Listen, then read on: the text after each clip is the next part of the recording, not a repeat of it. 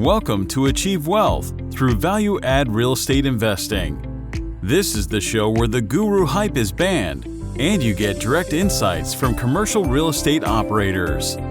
If you're a passive investor, this show can help you better understand investment opportunities. And if you're an active investor, the lessons from each episode can help you to become more effective in your own deals.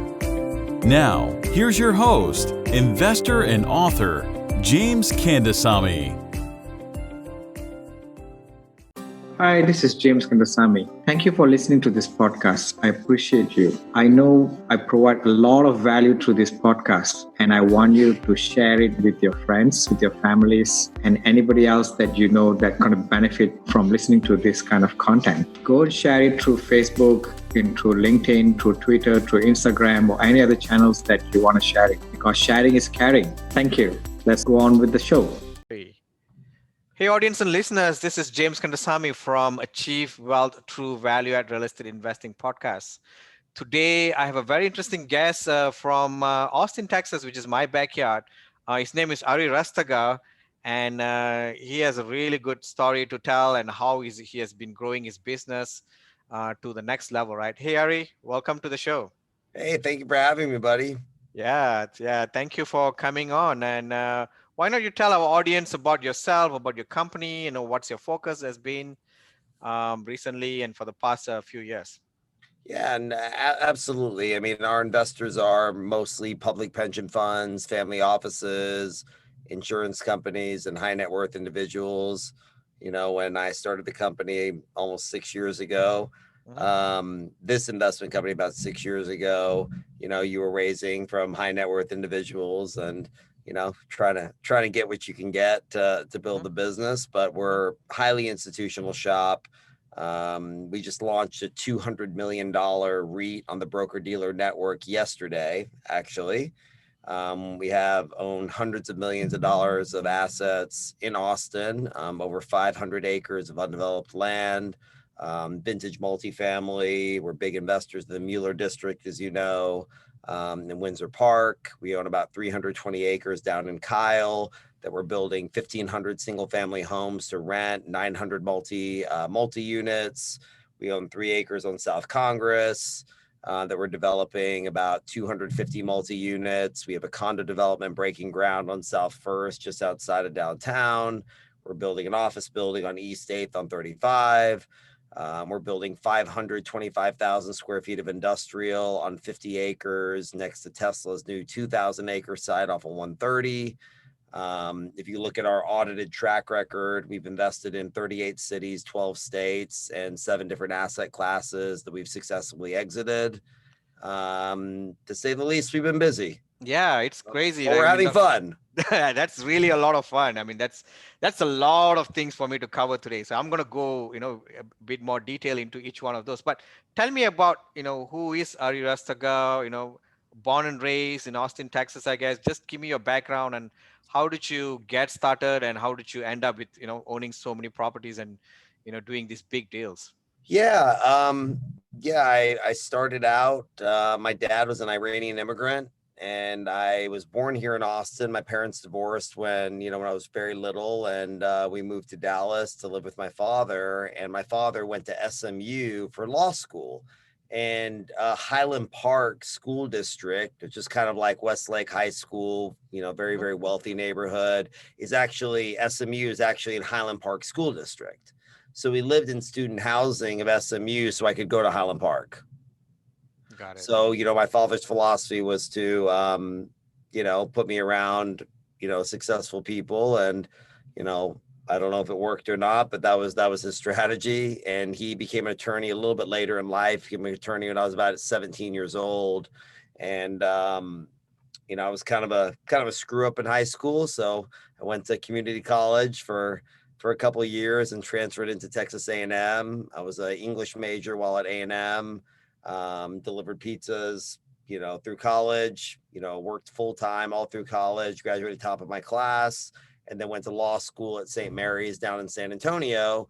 And while in San Antonio, this is around 2005, I would just drive back and forth to school, and it was just like a house would go up and you'd see framing, then it would say sold and sold, sold, sold. This is during that subprime kind of area. So I went to a local developer whose name was on a lot of these buildings. We're still very, very dear friends to this day.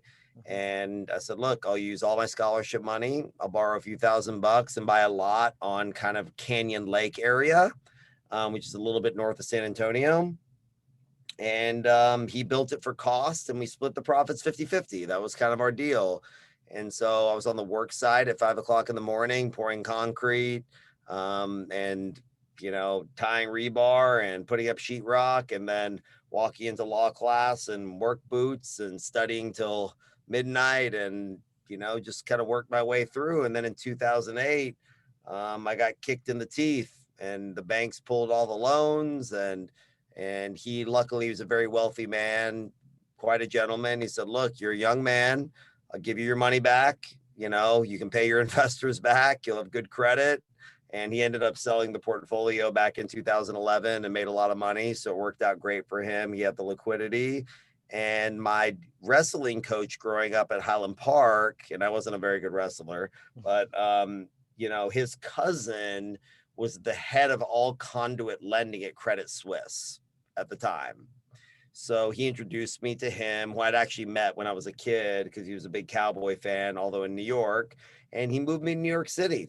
And I went to New York and started doing work for him on his personal real estate portfolio, and meeting all of his friends that are the masters of the universe that run now Blackstone and Starwood and Brookfield and Arbor. I mean, you name it. And they kind of jump-started my career 20 years. I mean, and then about 6 years later, I kind of was a little disenfranchised. We had our second child. I have 3 beautiful children. My wife works in the company. My sister-in-law is an executive in the company as well. And I wanted to kind of find a better way to do it. And being from Austin, I saw the writing on the wall after Google Fiber installed, $1 billion of hardware here in 2013. I took my wife to Dallas and she hated it. Took her to Houston. She hated it even more. And she's born and raised in Hollywood. And when we met, she was Johnny Depp's personal assistant. So she'd seen the whole world. And, I'm just a, normal kid that was, had its head down trying to work. And she loved Austin, and it was a place we wanted to raise our children. And we came down here and got pretty lucky by meeting a consultant that ran a big public pension fund out of Louisiana. They started with $1 million with me, and now they have 38 million. We've been their top performing investment manager for 23 consecutive quarters. And we started just going long on Austin and being agnostic to deals, but at the same time investing in, like I said, 38 cities in 12 states, all different asset classes. We did a lot of discount retail, a lot of self-storage. And in 2016, we had the opportunity to just exit those portfolios. I was doing LPGP capital to kind of mitigate risk.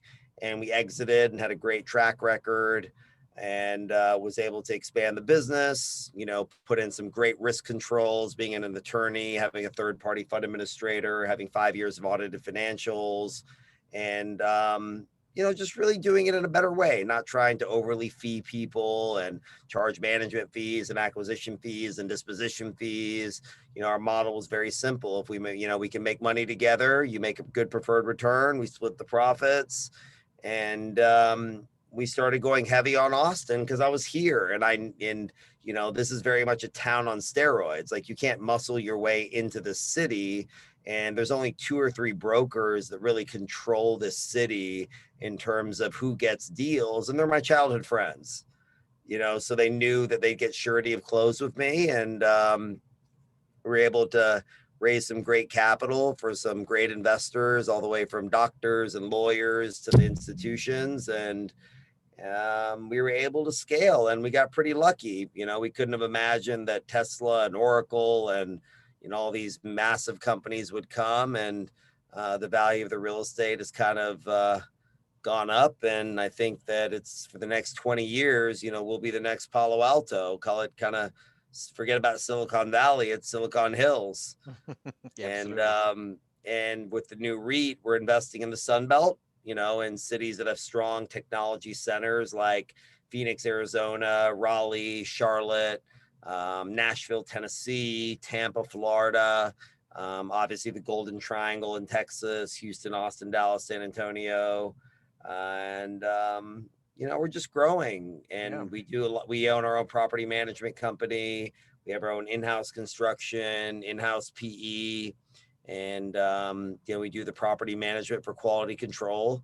And we take these older, smaller, vintage properties in Class A locations. If you know Austin, areas Mhm. like Clarksville or Mueller, and we gut renovate them. I mean, take them down to the studs. I mean, so when we're done, these are Class A properties. Even though they're 30, 40-year old, we replace mechanical, electrical, roofing, sheetrock. I mean, everything down to the stud. So when you walk in, the tenant, or as we call our tenants, neighbors at Rastegar, have a Class A experience, but for a price that's cheaper than new construction.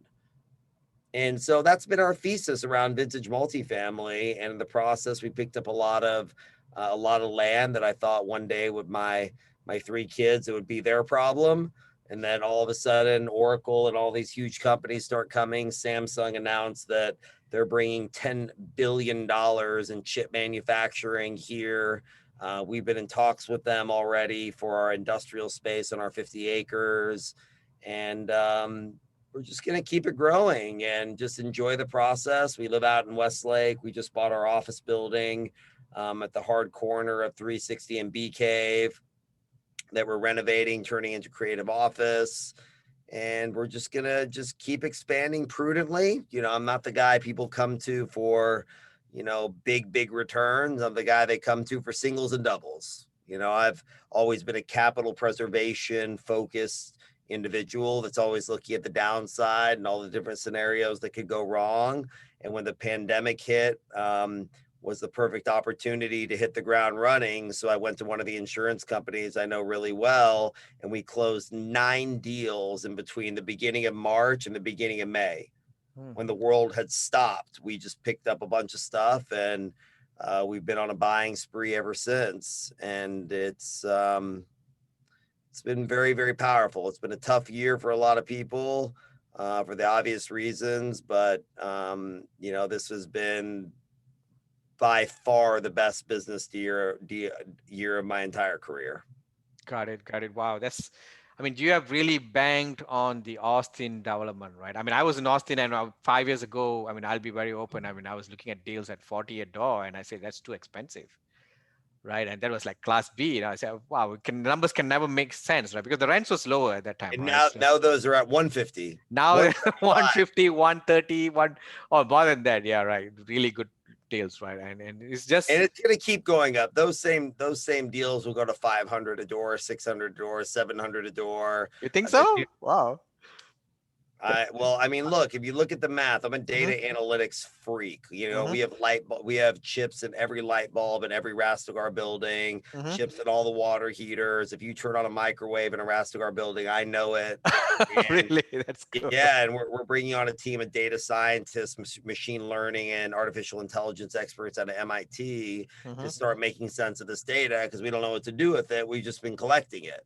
But we know how many times you open and close doors, how many times you drive by the buildings, and we see ourselves as a data technology company that happens to be doing real estate. So we bring a supply chain logistics technology approach. I built a piece of technology called Transparency, and it'll launch in the next 30 days. And basically it'll bring investor relations into the 21st century, to where for the very first time, an investor can log in and in real time have Nest cams on every property, be able to see the renovations in real time, be able to see updates on a weekly basis from whether me personally, our property managers, our contractors, showing pictures, videos, and multimedia of showing in real time, how the sausage is actually made. And we're filing about 75 patents around that product, and we're going to use it as a white labeled solution to bring out to the marketplace, to VCs, financial planners, financial advisors, other real estate investors, to bring an unprecedented level of transparency to a deliberately opaque business. Got it. Got it. Very interesting. I'll be interested to see that kind of product because that's something that'll be a game changer product, right? So that's be awesome. Awesome. Yeah, So because what? people during COVID are already scared of everything, and and you want to be able to show them and give them that comfort.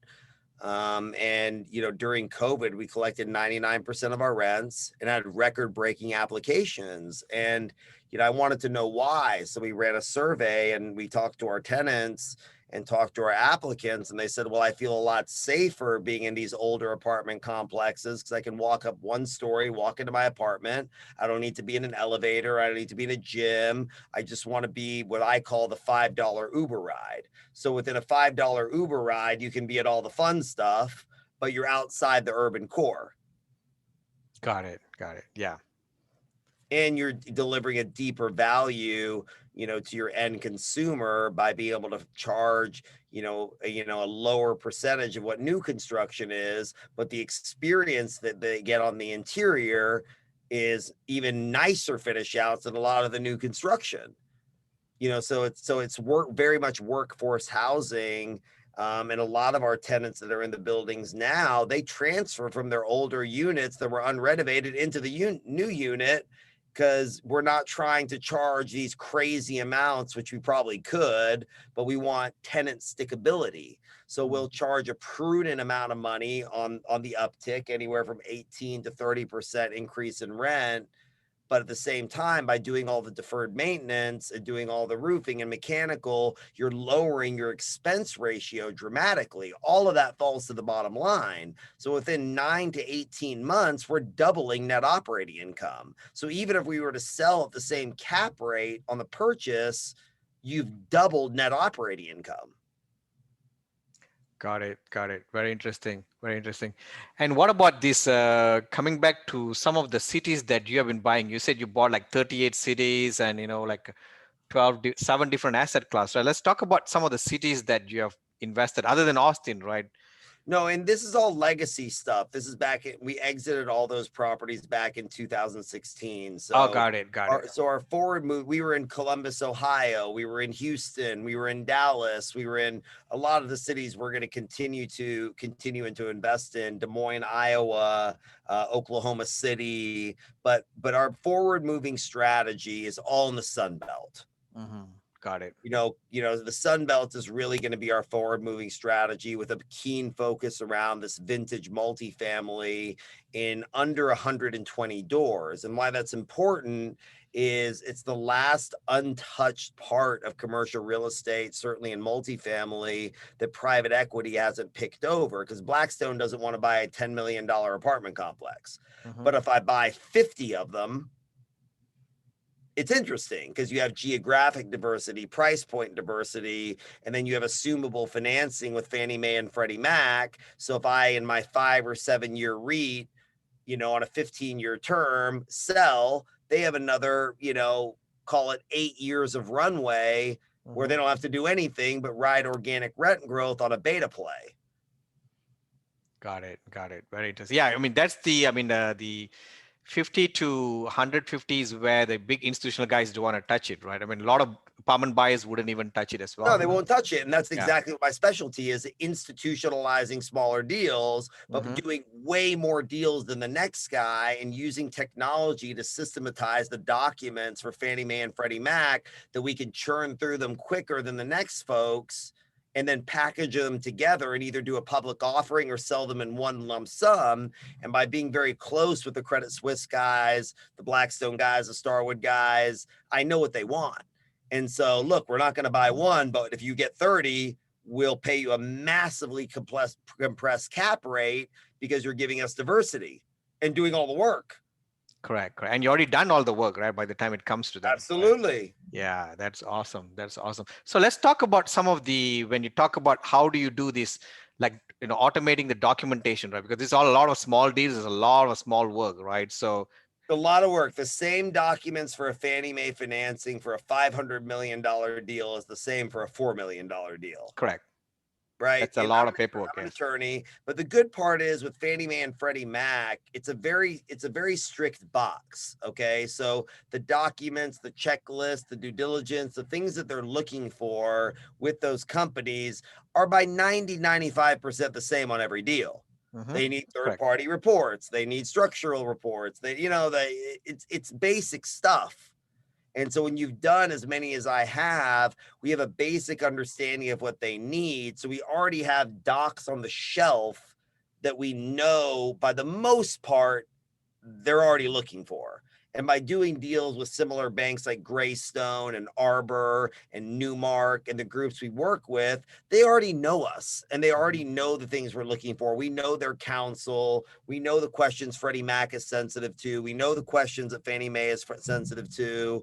And so we're able to take out a lot of the legwork of it and do them faster, quicker, and more efficiently. And that's where my legal background kind of comes into play, because I'm technically still a licensed attorney in the state of Texas. And the only reason I know that is because my father reminds me of it every day. Got it. Reminds me to do my CLEs, because to Iranians, you got to be a doctor or a lawyer or an engineer, and to Indians, it's the same thing. I know all the Asians and Iranians. Now I know that you are in the same boat too. Either you become a doctor, or you become a CPA, you become a lawyer. Otherwise, you're not. Otherwise, you're nobody, right? You're a doctor, lawyer, everything else a second. and my dad still. We built this, real estate empire, and he still introduces me as my son, the famous lawyer. You don't give credit to your real estate. So come back to, you talked about operational expenses reduction, where you are going to be doubling the NOI just because you're reducing. Your income would have doubled because now you did the rent. Well, let's talk about that. So if you're talking about a building that's 40 years old, got it. Everything's broken. Mm-hmm. The roof has leaks. The toilets are broken. The sinks are broken. The washer. So meaning the amount of expenses and time and energy it takes to maintain those properties for your tenants costs a lot of money. Mm-hmm. And so institutional grade multifamily should operate between 32 to 34.5% expense ratio. Got it. Because it's new.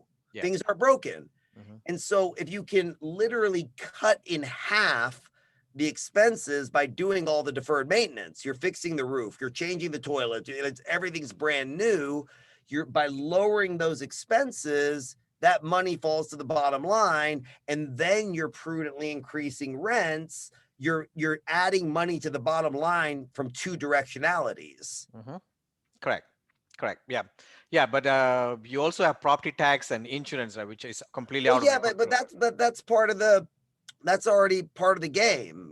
That's already part of the game. But with interest rates being as low as they are, a lot of times that stuff begins to, of course, when you purchase the new property, you underwrite increasing property taxes 90% to 100%, depending on how you do your stress tests.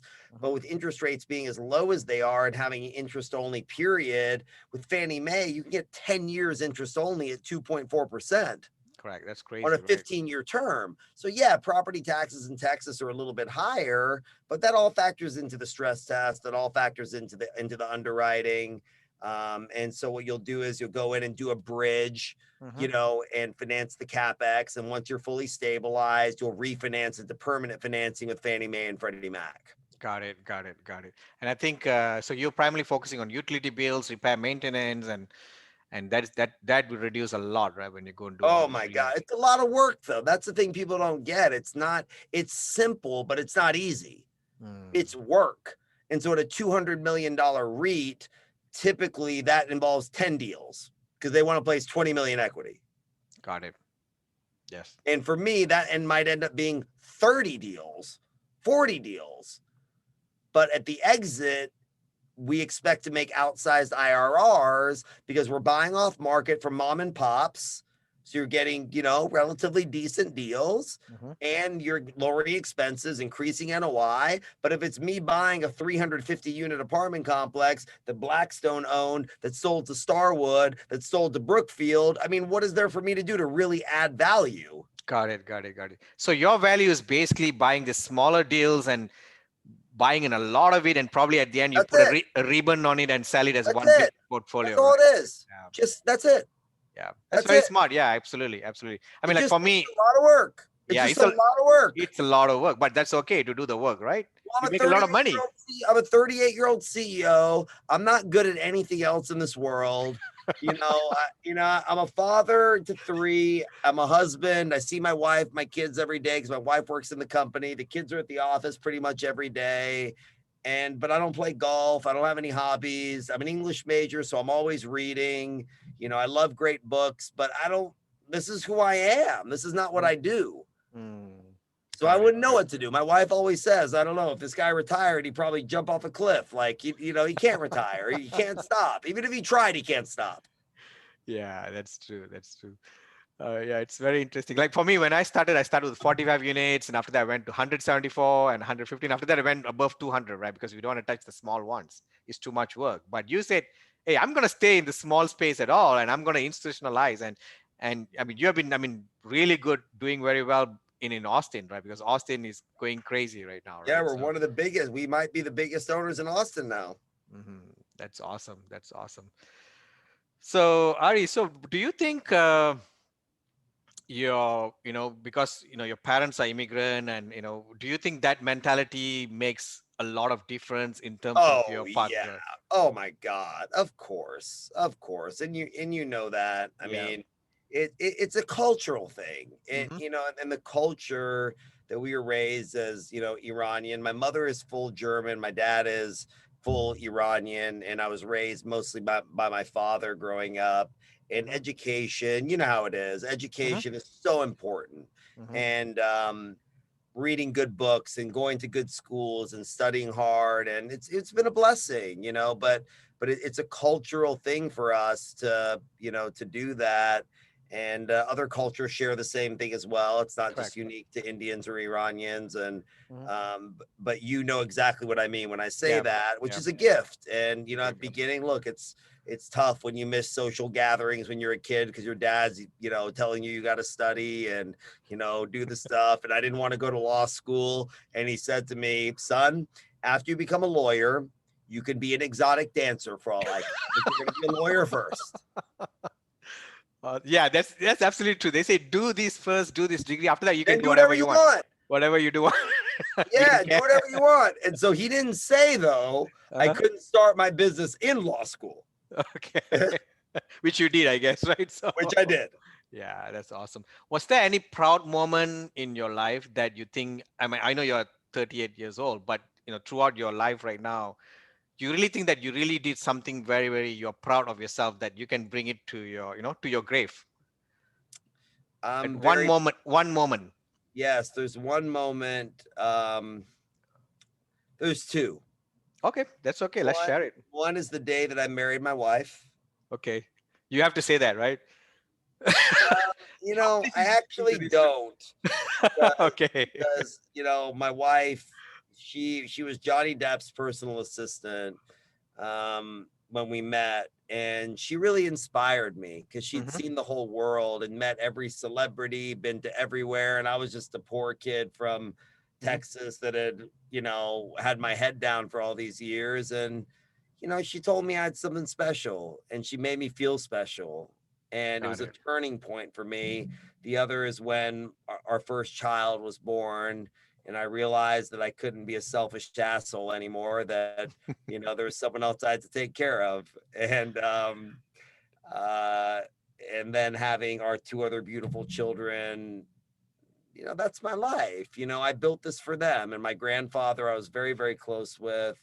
And the reason I named the company Rastegar was for him, because they killed our whole family in the revolution. We weren't Muslim.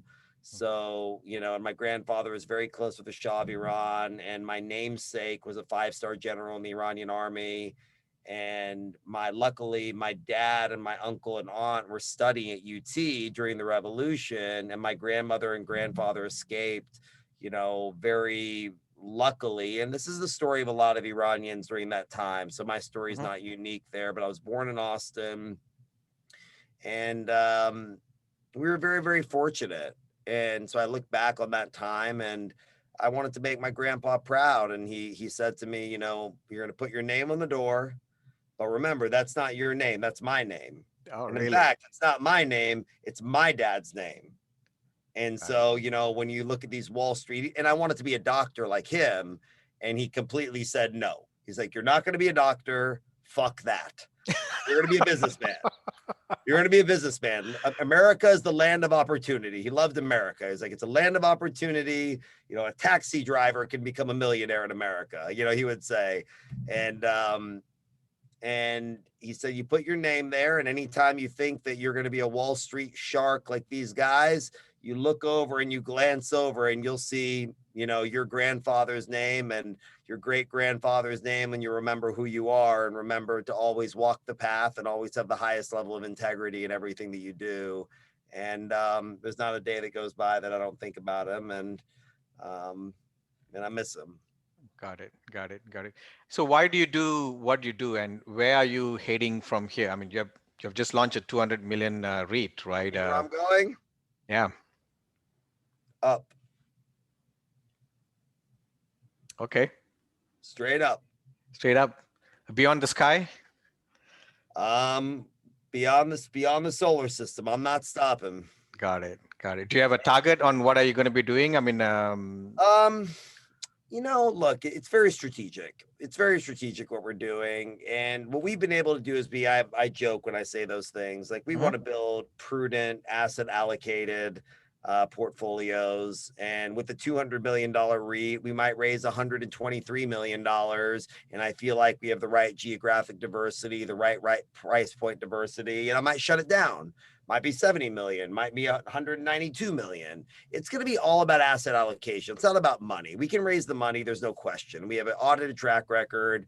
We have had a lot of success in the city and all across the country. We can raise the money, and I could have probably raised this REIT 3 years ago, but we weren't ready technologically. We didn't have the right team. The systems weren't right in place. And I'm not a money worshiper. You know, I wear watches and drive Ferraris and all that. This is all for my kids. Like, I do this because I love it. Now, I love what I do. And, but there's a lot of opportunity. The stock market kind of scares me right now. And, I pray for President Biden that he does a lot of things that he said in the inauguration. I don't really get into politics, and people ask me, am I a Republican? Am I a Democrat? And I say, I'm an American, you know, and as an attorney, I swore to uphold the Constitution of the United States. You know, so whoever my president is, they have my love, they have my prayers, they have my respect. You know, there's things that Trump said that I didn't agree with. There's things he said I agreed with. There's things that President Biden says that I agree with. There's some I disagree with. But it's a temporary job. You know, they're not there forever. You know, so what I do know is a lot of the people from California are moving to Austin, which is going to make our investors great money, knock on wood. You know, I don't have a crystal ball. I'm not a market timer. You know, we have patient capital, and we're going to do good work. And we're not, you know, there's an old saying on Wall Street, bulls make money, bears make money, pigs get slaughtered.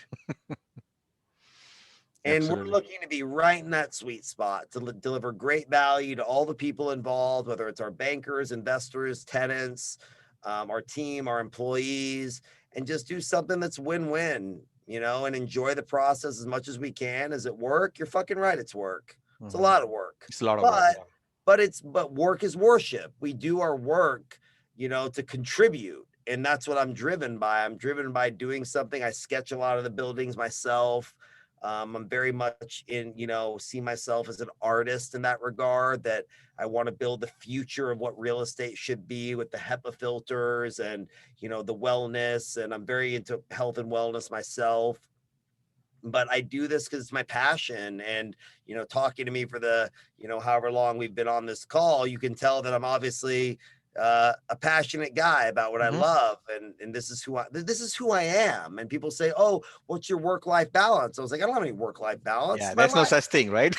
You just work. maybe the guys have it that have worked 9 to 5, and God bless them. But this is my life. Every day is a Monday. If the day ends in Y, I'm working. Yeah, but it's because by choice. You just work as it is, right? You just work. You just have fun and move on, right? So it's just. Yeah, it It's just work. who I am. It's not what I do. If you're Mm. asking me how many hours I put in a week, you don't know me. Mhm. Correct.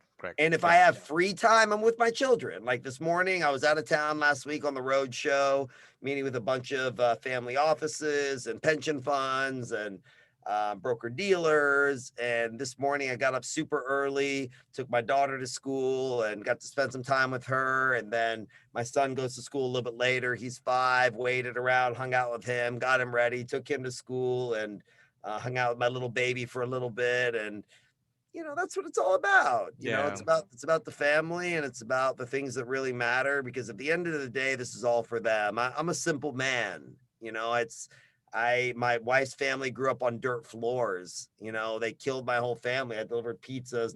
It wasn't 15 years ago. I was delivering pizzas and pouring concrete, and so we had a lot of grace and a lot of providence to be able to be where we are. And did we work hard? You're fucking right, we did. But a lot of it was luck too. Being born in Austin, buying these properties, having these companies come in, and I believe it's because we're good stewards of capital, and that I've been given this blessing to do good work for good people. And the moment that I can't contribute, I'm done. But I need to be adding value, creating value, and it's and that's really what it is. Yeah. And my book comes out in April, by the way. Oh, what's the name of the book? The name of the book is The Gift of Failure. That's a really nice name. I'll send you a copy when it comes out. Absolutely do that. I'll be interested to read that. So, all right, Ari, very nice to have you on the show. So why not you tell our audience how to get hold of you, your website, or anything you want to, Yeah, sure. I mean, you've been looking at this Rastegar here at the back the whole time. You can just Google Rastegar property or Ari Rastegar or anything of that such. You will find our website, or click news. There's thousands of articles. We've been in the Wall Street Journal. I'm a columnist for Forbes. We're in the New York Times. I mean, it's very, very, very easy to find me if you're looking for me. LinkedIn, I don't do any of that stuff myself. I have a team that does it, but they keep me updated. You can go to our website at rastegarproperty.com. But a simple Google search of me will tell you more than you ever wanted to know. And obviously, we have a lot of investment opportunities right now. With the new REIT and some of the other things that we're doing privately. And feel free to reach out and somebody on the team, and you'd be surprised. I take a lot of those calls myself still, more so because I love the human interaction and I enjoy telling the story. And it's something that, that I still really love doing. And plus, I don't know how to turn it off. So, you'd be shocked if someone reaches out. They might get me on the phone, actually. Yeah. How many of these podcasts have you done before? How many what? How many of these podcast session have you recorded before this? Oh, God, I have no idea. 50 maybe? 50 maybe? Okay, got it. 20, 30, 50. I lose count. This is my second or third today. Oh, cool. Awesome. Well, Ari, nice to have you on the show. I'm sure you add tons of value, a lot of information that you put in. I think it's very inspiring to hear your story as well. I mean, hopefully at least one person would hear your story and inspire and do something, right? Because sometimes people just don't do anything, right? I mean, they just listen to this podcast and it's just it, right? I'm going to move on to the next thing and go to another job and just do something else. Look, I will tell you, if a regular kid like me with a speech impediment and a stutter and a lisp and didn't have anything going for me can do what I've done, I assure you all of your listeners are much smarter than me, because I'm not the smartest guy in the world by any stretch of the imagination, but with some hard work and some good goals, knowing where you're going, it's all possible. I assure you. Absolutely. Thank you very much. Much love, my brother. Bye. That's it for this episode. If you'd like to learn even more, check out James's free audiobook. It's the audio version of his best-selling book on passive investing. You can get the audiobook completely free, along with other valuable resources, by visiting www.achieveinvestmentgroup.com/free audiobook. Also, be sure to join our Facebook group too. To find it, just do a Facebook search for Multifamily Investors Group. Thanks for listening. Join us again for another episode next week. See you then.